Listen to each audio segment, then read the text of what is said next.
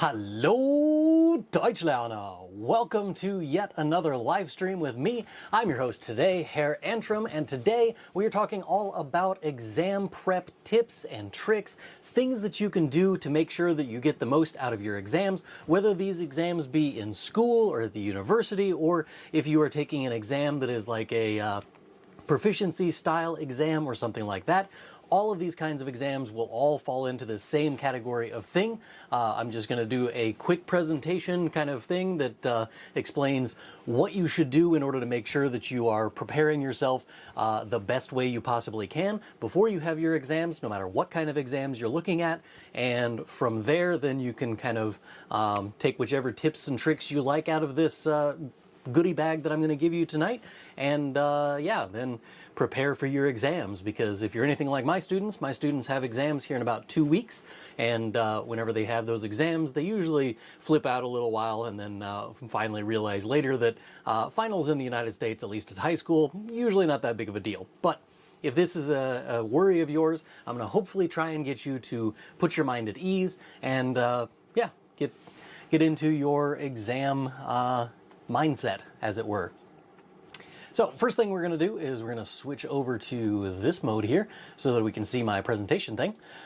This presentation is relatively straightforward. It's just a bunch of tips and tricks and things that I've learned over the last 15 years of teaching German at a high school level, and also, of course, I've taken a few proficiency exams myself and that kind of thing.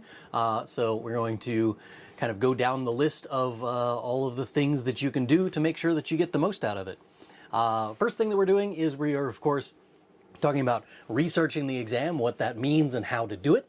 Prioritization, as in what to study and when to study and how to make sure that you are studying the right things and spending your time wisely. What do you study? The studying schedule, so that you know when to study and all of that. Exam simulation and how you can do that. And of course, the last thing on the list is your well-being, which should always be the first thing on your list. If you want to pass the A1 or A2 exams and you're looking for that kind of thing from either the Goethe Institute or any other place that has exams, you can check out my Deutschlerner Club. Of course, that is linked down in the description. It's $14.99 per month, and you get access to all of my A1 course materials, all of my A2 course materials, and also hours upon hours of bonus content that I have been uploading since December of 2022. Every week, pretty much every week, I upload a new video to YouTube. Then there is some bonus content that is thrown up there on my Deutschlerner Club. You can find all of that kind of stuff linked in the description if you're interested in that. Of course, there's the little thing that says what's included. You got the A1 course program, you got the A2 course program, you've got continuous updates basically every week that I put up on there, and there are other things that you can't get pretty much anywhere else on the internet. Those are all included in there. Of course, the main thing that you're probably worried about is, what do I actually get out of it? And the bottom line is that you will be able to conquer your fear of German grammar, because that's one of the things that I pride myself on, is my ability to explain German grammar in such a way that it kind of takes away the mysticism that is usually around German grammar. So if you're interested in that, courses with Antrim, or courses.germanwithantrim.com, or you can just click the link down in the description. So let's get into the actual meat and potatoes of all of this, as us Americans might say. The meat and the potatoes, we first start here with researching the exam itself. The more that you know about the exam, the better you will be at taking it later on. So ask yourself a few questions whenever you are trying to figure out what do you need to know when you're researching the exam. What do I even mean by that? Well, first of all, what is the format of the exam? Is this an exam that has multiple parts, like the Goethe Institute exam, for instance? There's going to be a reading comprehension portion, there's going to be a writing portion, there's going to be a listening comprehension portion, and the one that is most dreaded of all is the speaking portion. So what does the format of the exam actually look like? Are you going to be filling in bubbles on some sort of like a Scantron exam setup? Or is this a digital one? Are you doing it online? All of these kinds of things can feed into your anxiety. And if you know what the format is, you know what you're expecting when you go into the exam room, you will be much more clear-headed about that process, and you won't be caught off guard whenever you walk into an exam and you find out there's a speaking portion to it. If you didn't know there was a speaking portion to it to begin with, that might be a big shock to you. And then whenever it comes to the exam that you're going to take, you're going to start, they give you some sort of prompt that you're supposed to speak to, and you can't do it because you just don't have the mindset set up already to be able to just speak off the cuff. Because usually what happens in like a speaking exam style, you would have somebody gives you a prompt, then you're usually given like 60 seconds, sometimes it's 30 seconds to think of an answer, and then you are given another 30 seconds or 60 seconds to answer the question or answer the prompt the best that you can. So for instance, I took an exam, it's called the Testdarf. That test is an exam that is used a lot for getting into German universities and that kind of thing. And it basically just tells you whether or not you're up to snuff before you go and study at a German university. But the question that I was asked was, you just broke a plate in your apartment. It's your roommate's favorite plate, and your roommate's going to come home in 5 minutes. What do you do, and what do you say to him? And so you had to go through, you had like 30 seconds or 60 seconds, I don't remember which one it was, and you had to answer that prompt. And so you had to say what you would have done in that situation. This could be like showcasing your knowledge of German phrasing and stuff like that, where you'd use the Konjunktiv 2 and say like, ich würde so und so machen, I would do this and that. Ich würde ihm sagen, I would say to him this. And then you could say some sort of thing that you say to him. You can add in some transition words. Those kinds of things definitely help, especially with these formats of exams. They're looking for specific things about the way that you answer questions. So the more you know about this kind of thing, the better you will be at the exam itself. Once you know the actual format of the exam, the other thing you should be asking yourself is, what is the content of the exam? So in the example of a proficiency exam, you should know like what kind of criteria are they looking for? In your writing, in your essay format, what is it that they're actually looking for? Because it's going to come as a bit of a shock to some people, but they're not actually looking at what kind of like how complicated your sentences are. They're looking for, can you talk about something in the past? Can you talk about something in the future? Can you talk about something in the present? And then can you use transition words? So throw in a nichtsdestotrotz every once in a while, and you know, make sure that you that's nevertheless, by the way, for the non-German speakers here. But you can throw in some transition words in there, throw in some subordinating clauses and more complicated ways of phrasing things in German, because a lot of the time that's the content that they're actually looking for. But also what I mean by this is that on the exam that I took, there was a portion where they give you some graphs or some tables or some data that you're supposed to look at, and you're supposed to be able to analyze that data in German and then take the information that you synthesized from that data, and you're supposed to be able to, you know, write about that thing in German and describe, you know, here's a graph of the unemployment rate after COVID. What does this graph show? And then you have to explain that this graph shows that the unemployment rate has dropped significantly since COVID and blah, blah, blah, blah. And you have to tell what there is on the actual data. But then it also wants you to analyze the data in terms of like, what does this data mean? How did these data points get changed over? So why is unemployment so low? It's because of the government did X, Y, and Z, whatever that thing may have been that they did. So not just what kinds of questions are on there and what format are the questions, but also the content of the exam itself. If you're in a class like my classes that I teach at Edwardsville High School, if you're taking one of those types of exams, you should know, you should probably have like a study guide from your teacher. If you don't get a study guide from your teacher, first of all, ask why not, because you probably should get a study guide. I haven't been to a whole lot of classes that don't get a study guide, especially for the final exam. But if you don't get one of those, what I would do is go back through your chapter tests throughout the entire year. You probably had some tests, some quizzes, or something or another. You should be saving these all year long. You should be putting these into a folder so that whenever it comes time for studying for the exam, you can go back and retry your tests or retry your exams. And first of all, remind yourself of how far you've come, because you'll look at your old chapter test grades and stuff, and you'll look at this and be like, wow, I didn't know hardly any of the things at this point, and now I can know, you know, I should have said this, I should have written this, and I know the answers much better than I did before because I've learned so much more German since the beginning of the semester. But the other thing you should be looking at is what kinds of questions did the professor ask? What types of questions, what the format of the questions was from previous tests? Because usually what happens is a chapter test is just a smaller version of the exam. And so if you did a chapter test that had this on it or that on it, and you're going into the exam, you should expect the same kinds of questions because we as teachers are creatures of habit. We're lazy when it comes to changing things up and changing the format. So for my kids, there's always some sort of matching thing. There's some fill in the blanks things. There's some write your own sentences kinds of things as generic questions of like, who are you? Where do you live? Those kinds of things, especially at the lower levels. But then it goes into some questions where I have like parts of a sentence and you have to piece them together. I do these kinds of questions on all of my tests. And so when it comes to the exam, my kids are always like, well, what kind of questions are going to be on the exam? What's on there? And all of that.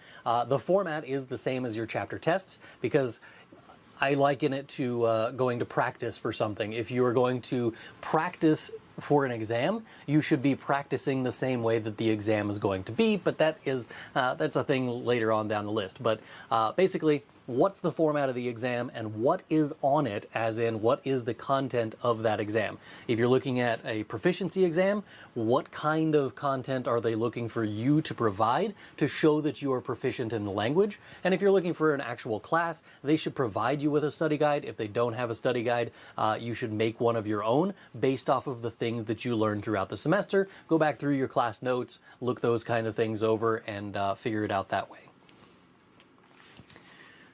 Second thing is, once we figure out what's on the exam, it's time to find out what is the prioritization that you should be looking at. I like to do it, first of all, by chronological order. So I would go back to the very beginning of the semester. If you're doing a semester exam, that is. Go back to the beginning of the semester, figure out what was the first chapter test you did. Look it over, see if there is anything that you got like really, really wrong on that test that first time around, so that whenever you're looking at them, you can be like, okay, this was a weak point of mine. And since it was a weak point of yours earlier in the semester, it is likely still a weak point for you, and you should be using that knowledge to figure out which things to study first. Find the thing that you don't know the most about. So for instance, my German 1 students are currently learning about the dative case. I can promise you right now that the thing that they don't know the most is the dative case, because we just introduced it and they still have another week to figure it out. So they feel kind of anxious about those kinds of things right now, but if you go back through the rest of the semester, one of the other things that they're going to say that they don't really understand is accusative prepositions and accusative pronouns. Those two things are very confusing to German 1 students, and so whenever they come up on the exam, they're going to need to go back and think, you know, how did Herr Antrim test us on these things beforehand, and what is that going to look like on the exam? And then build the skills that you know that you're weak on first. Try and figure that out many weeks in advance, but that's, you know, further down my presentation here for when to study and how to study and that kind of thing. But find the things that you do poorly and try and build up that skill first and put that as a priority first.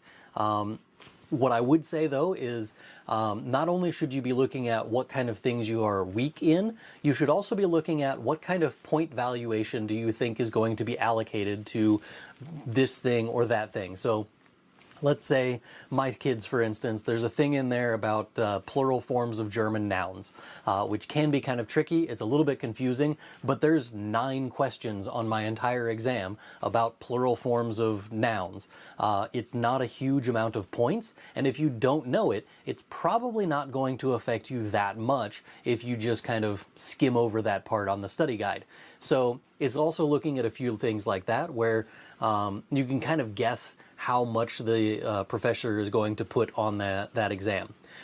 If you're looking at it from the proficiency exam kind of standpoint instead of a classroom kind of setup, think about where you're weak, as opposed as in the four areas of most exams are going to be reading, writing, speaking, and listening. Speaking and listening are usually the two weak points for most students. Writing and reading are usually the easier of the four options. But if you know right now that you don't speak German very well, and you're about to have an exam where there is an entire 45-minute time allotted to speaking in German, you should probably practice speaking German. I'll get into the how part of that here in a little bit, but for right now, just know that if you're weak in speaking, practice speaking. If you're weak in writing, practice writing. That's kind of the only way to get better at those skills, is to practice those skills. That brings us then to what to study. If you have example dialogues and sentences that are from other chapters, previous chapters, go back through and read through those. If you have previous tests and quizzes, as I mentioned before, try those out. If your teacher gave you vocab lists, obviously go through the vocab list. If you know a list of grammar topics that you need to be able to cover, make sure that you're going through each of those and reviewing them at least at a cursory glance. Look at your old chapter tests and say, okay, I did well on this. I remember these things pretty well. I don't need to prioritize that in my studying. But I don't remember this thing very well, so now's a good time to start asking questions of the professor. It's a good time to start asking questions of your fellow students. Like, hey, do you have a better way to remember this thing? Do you remember studying this? How did you do on that test? And what can you teach me about the things that we should have been learning for that chapter? So go back and talk to your fellow students if you're in that kind of exam. If you're doing a proficiency exam, you don't actually have any prior knowledge to go off of, but what you can do is just go to the website that is in charge of whatever exam it is that you're taking. All of the exams that I've ever seen for proficiency exams have an official website for them. So like the Testdorf and the Goethe Institute websites, they both have practice exams. They both have a list of vocabulary that you need to know. They have criteria that they're looking for what it constitutes this level versus that level in any proficiency exam. And it tells you like a breakdown of exactly what kind of things they're looking for. And it is definitely in your best interest to read as much stuff on those websites as you can. Keep in mind the Testdorf website is all in German, so obviously if you're taking the Testdorf, you probably are at the B1 plus level anyway, so you should be able to understand the things that are on there. There's also some test prep stuff that you can find on like Amazon and stuff. But the main way that I would study for these things is go through and find the example exams that they have on their websites and download them, try them, and try them in a way that looks exactly like the exam. So let's say the practice exam has the reading portion on there, and you know that the reading portion is a 45-minute exam. Give yourself a 45-minute timer, set it on your phone, and start the reading portion of it. Do the exam as the exam was intended to be done so that you get the feel for it, so that you can get rid of that part of the anxiety and focus on the anxiety that actually matters of knowing the content. Study schedule. Most teachers will tell you something like, the earlier the better. And this is from teachers who don't remember what high school or college was like. Because if you say you should start studying the earlier the better, okay, I'm going to start studying for my exam that's in May, I'm going to start studying for it in March. Like in theory, sure, that sounds like a great plan. In practice, what it means is that you're going to forget all of the things that you studied in March because you're going to cover it up with the stuff from April and May. And then you probably won't actually study the things from April and May. By the time you get to the end of the semester, you're just going to end up having no knowledge of the things that you were supposed to be studying because you tried to study too much in advance.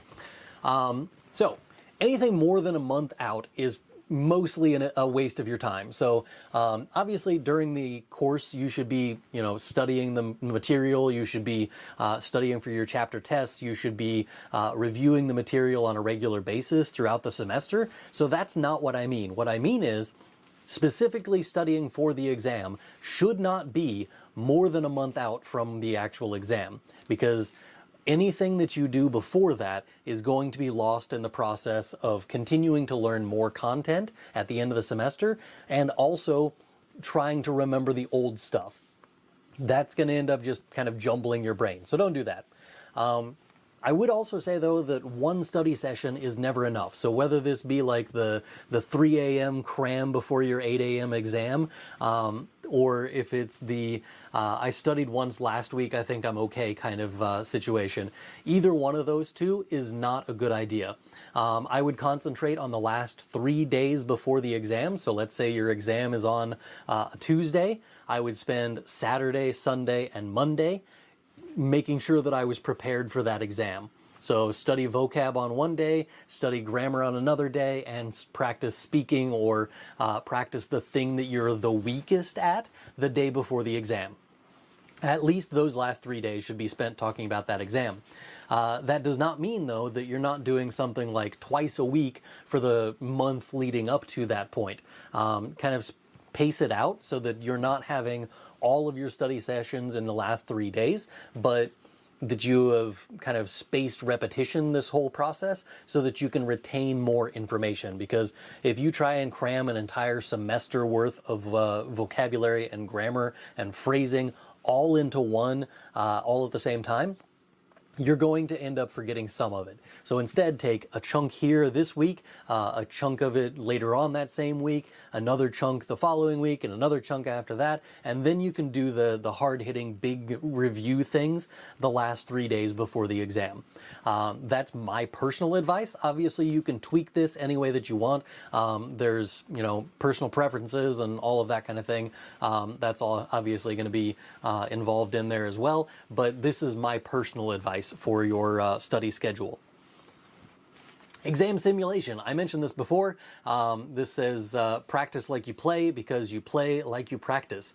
And this is from any decent coach, because you can practice dribbling a ball all day long, but if you don't practice dribbling a ball in front of an opponent, when you're playing basketball, you're never going to make it to the basket because they're just going to steal the ball from you, because all you're used to is standing in a spot and dribbling, or running this way and dribbling, running that way and dribbling. It's not super helpful whenever you're trying to figure out things like passing or what you're going to do in a game situation if you haven't been in a game situation. So, if there isn't a strictly vocabulary portion on the exam, do not study via word-to-word flashcards.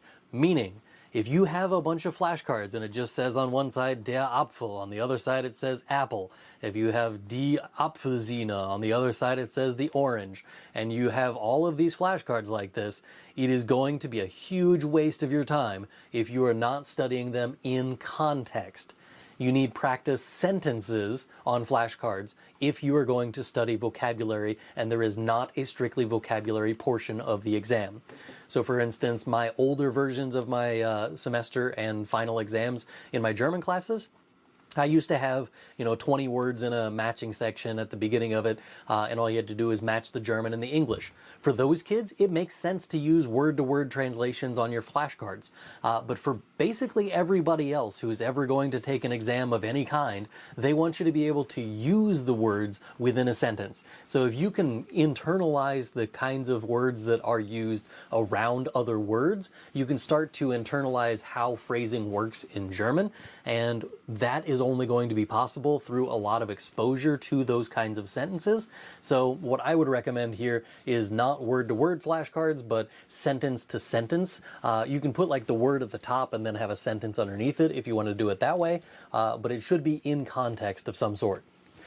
If you're going to have to write on the exam, don't forget to write stuff. So like if you know you're going to have the writing portion on the exam that tells you to do some sort of argumentative essay, then you should practice writing an argumentative essay. It doesn't matter if you are arguing for or against, testing things on animals.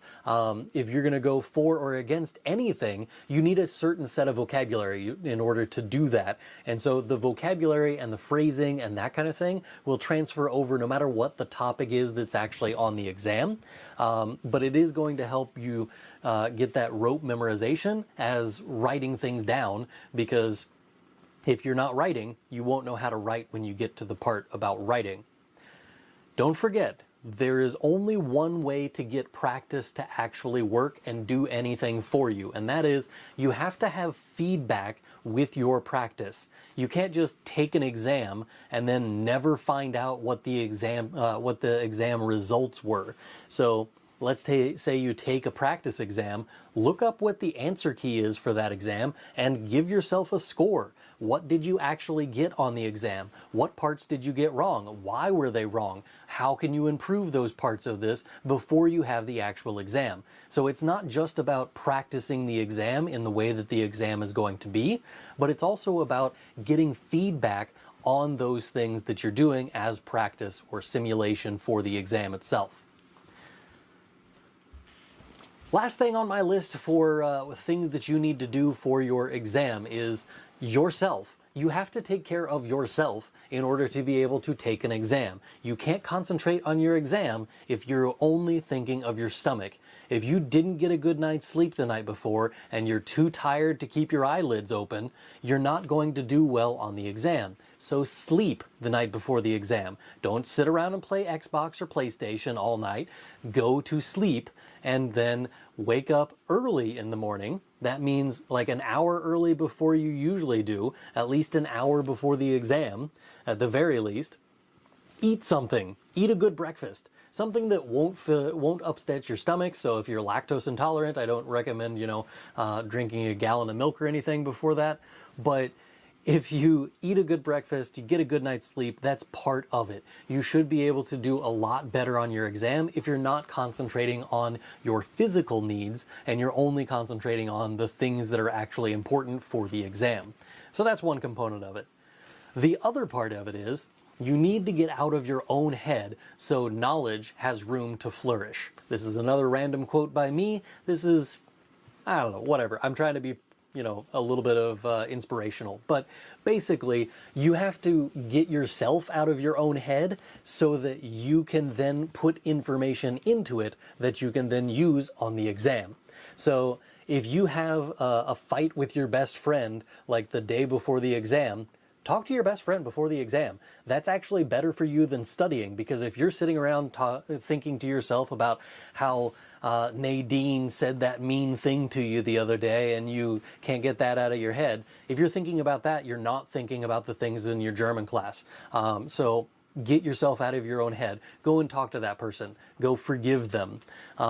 Remember, you matter more than this exam does. No matter what score you get on this exam, you will always be more important than that. It does not matter what kind of score you end up getting on this exam. It does not define you. You are the one who is doing anything in this. So it's your life, you're doing what you need to do, and you will definitely matter more than this exam does. Forgive anyone who needs forgiving, and forget anyone who needs forgetting. In other words, forgive them if you can, forget them if you can't. That's as simple as that. It's a life motto that I've lived with for a really long time. It's been working out pretty well for me. If it's something as simple as like, you messed up, you're sorry for it, I don't think I need to hold that grudge against you. I forgive you. Move on. It's a lot better for your mental state. But it's also, if you have somebody who continually makes those kinds of mistakes, get rid of them. You don't need those people. And the last thing on the list is slightly sarcastic, but also kind of serious, and that is go outside, touch some grass, go live some life that is not behind a computer screen. And yeah, it does more for your mental health than you probably realize, just to go outside, breathe some fresh air, and live life outside of a computer screen or a phone screen or whatever it is that you youngsters are TikToking and whatever. If you're looking for a place to go learn all of this German, there is of course my Deutschlerner Club, which I mentioned at the beginning of this presentation. You will probably conquer all of your German grammar fears. You can practice your writing skills, and there are hours upon hours of listening practice within this course, between my A1 course, the A2 course, and all of my extra bonus materials that I've uploaded there. There are hours upon hours of listening practice just for you over there in the Deutschlerner Club. There's a bunch of examples on here. If you don't want to actually purchase the Deutschlerner Club right now, you can go and check it out for the ones that say preview next to it. All of those are available for free. All you have to do is click the little preview button and you can go through those lessons in the course. There are a bunch of examples of this that you can do.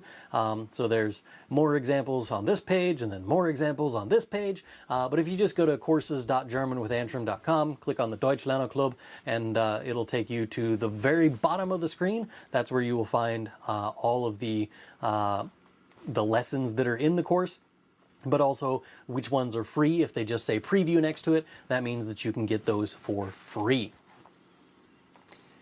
So that is the end of the presentation part of the presentation. So that brings me back to my smiling face instead of the presentation.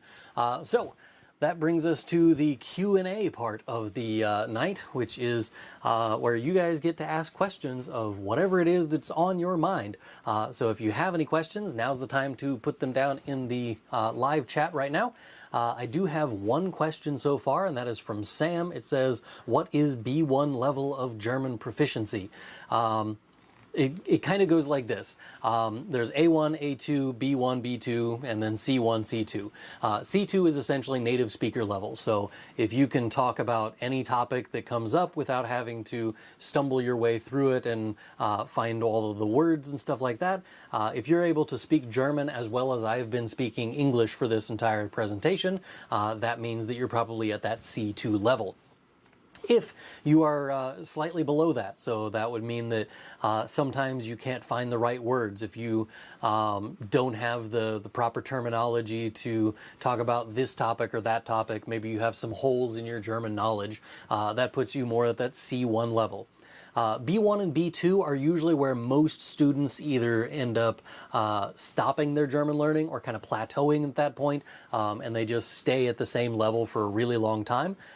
This is going to be like B2 is more, you can go to a German university and you can study abroad and you don't have any problems whenever you're just kind of dropped into the country. You're still not going to be able to talk about international politics and stuff like that necessarily. You're going to have a lot more gaps in your knowledge than you would at the C1 or C2 levels, but it's still going to be a decent amount of German learning. For the B1 level, I have a lot of videos. My recent videos have been all kind of formatted towards the B1 level, but this is, you've gone beyond the basics, beyond yourself and those around you, and you're starting to explore knowledge that is beyond those criteria. So A1 is pretty much just all about you and yourself. Where do you live? What do you like to do? What kind of hobbies do you have? Where do you go to school? What classes do you take? It's all about you and your own personal experience. That's at the A1 level. A2 is where you start to get talking about other people. So that could be the people around you, your friends and your family and all of those kinds of people, maybe even your boss and your coworkers and roommate and all of those kinds of people. Those all count into that A2 kind of sphere of knowledge. But that B1 level is where you bring that sphere of knowledge out even further, and you start talking about people that aren't directly involved with you, and that kind of works as a big bubble. So you have like that core of knowledge is all about yourself. You have another ring outside of that is about other people that are around you and you have close contact with and you know really well. And then it goes out even further into the B1 level and B2 and so on. But they are all just different levels to indicate how much German you actually know.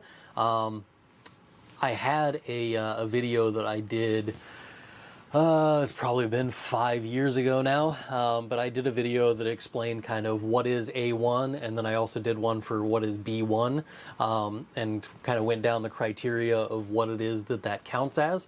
But Goethe Institute and the CEFR, which is the Central European Framework for Language Learning, that thing has a much better outline of exactly what these things have to be for each of the levels.